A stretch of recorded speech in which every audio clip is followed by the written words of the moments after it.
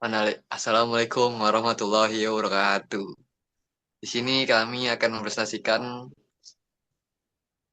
laporan kami yang berjudul Analisis Kasus Informasi Tinjauan Komprehensif pada Sistem E-commerce, Internet Banking, dan Infrastruktur Exciting. Saya Muhammad Zaki Putratoni dengan NIM 172309778 dan teman saya.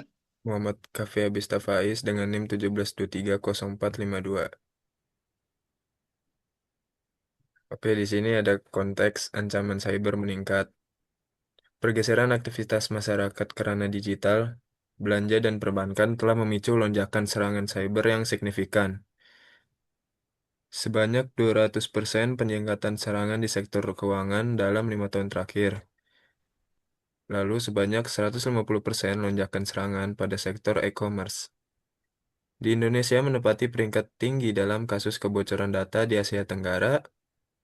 315.000 kredensial bocor di H1 tahun 2024. Lalu di sini ada kerangka kerja keamanan informasi, yaitu ada dua. Yang pertama CIA Triad, konsep fundamental keamanan informasi berdasarkan ISO atau IEC 27001, yaitu konfidensiality, kerahasiaan data hanya dapat diakses oleh pihak berwenang. Lalu yang kedua ada integrity atau integritas, yaitu data akurat dan tidak dimodifikasi tanpa izin. Lalu yang ketiga ada availability, yaitu ketersediaan. Sistem dapat diakses saat dibutuhkan. Lalu di ancaman modern, metode serangan yang paling umum ditemukan saat ini adalah phishing dan social engineering, SQL injection, malware dan ransomware. Lalu yang berikutnya ada man in the middle, lalu terakhir credential stuffing. Keamanan sistem e-commerce. E-commerce menjadi target utama karena mengelola data sensitif pelanggan dan transaksi finansial. Survei Jackpot pada tahun 2024 menunjukkan 91% konsumen melakukan transaksi online, memperluas permukaan serangan. Isu kritikal, pencurian data kartu kredit, penipuan transaksi dan manipulasi harga, lalu kebocoran data pribadi pelanggan. Lalu selanjutnya ada vektor serangan utama e-commerce. Itu ada tiga di sini. Yang pertama SQL injection, yaitu penyerang menyisipkan kode berbahaya pada input form untuk mengekstrak seluruh isi database, termasuk email dan password khas pelanggan. Lalu yang kedua ada API Payment Gateway. Kelemahan pada integrasi API pihak ketiga sering terjadi karena penggunaan token statis atau autentikasi yang lemah. Lalu yang ketiga ada insider threat. Penyalahgunaan akses admin oleh internal perusahaan untuk manipulasi data, perubahan harga, atau pencurian database pelanggan. Lalu yang berikutnya ada internet banking atau target bernilai tinggi. Sektor perbankan menghadapi ancaman paling canggih karena dampak finansial langsung. Malware perbankan global seperti Zeus dan Redex terus berevolusi. Serangan mobile yang didapat yaitu reverse engineering aplikasi mobile banking, eksploitasi hard-coded API case dalam aplikasi, lalu yang ketiga absennya deteksi root atau jailbreak pada perangkat pengguna. Lalu yang berikutnya ada metode pembobolan perbankan. Di sini banyak metode pembobolan perbankan, diantaranya yaitu SIM swap fraud. Penjahat mengambil alih nomor HP korban melalui operator seluler untuk mencegat kode OTP, SMS pada perbankan. Lalu yang kedua ada man in the middle. Penyadapan koneksi pada WiFi publik menggunakan sertifikat SSL palsu untuk mencuri kredensial login saat pengguna mengakses bank. Lalu yang ketiga ada credential stuffing, menggunakan kombinasi username atau password yang bocor dari situs lain untuk mencoba login otomatis ke akun perbankan. Ya, ini efektif jika tanpa MFA.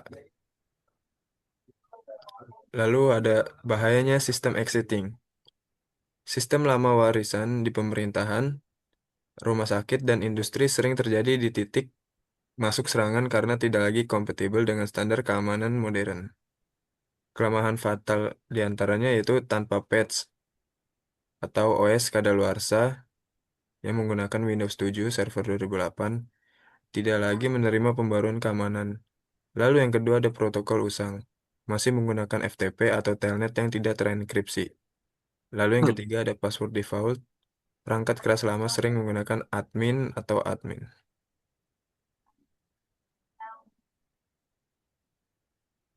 Itu di kasus ransomware. Insiden Pusat Data Nasional PDN Juni 2024 menyoroti risiko fatal dari infrastruktur yang rentan. Ransomware berhasil melumpuhkan layanan publik karena lemahnya manajemen patch dan backup yang tidak memadai. Impact kelumpuhannya layanan publik dan kebocoran data. Strategi mitigasi dan solusinya. Ini ada domainnya e-commerce. Masalah utamanya SQL injection dan API leaks. Solusi teknisnya web app firewall, WAF, enkripsi S256, OAuth 2.0 untuk API, internet banking fraud, credential theft, itu ada MVI biometrik, ASTS plus certificate pinning, anti tamper APP. Sistem existingnya ada unpacked, unpacked iOS, legacy protokol, segregasi jaringan, virtual patching, migrasi ke cloud.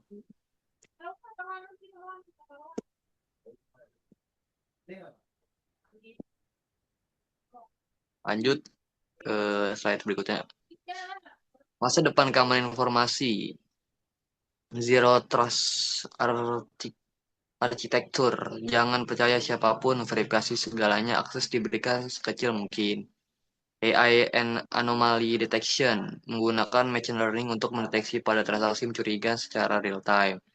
Terus ada modernisasi infrastruktur, migrasi sistem legasi ke cloud yang memiliki standar keamanan terkelola dan enkripsi bawaan.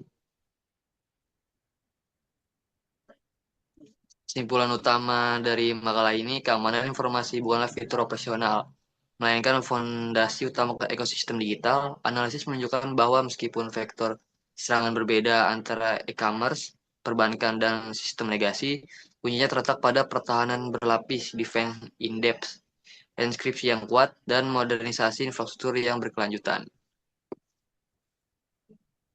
Mungkin sekian saja presentasi dari kita berdua. Sekian, terima kasih. Bila ada kata-kata salah, mohon dimaafkan. Assalamualaikum warahmatullahi wabarakatuh. Waalaikumsalam.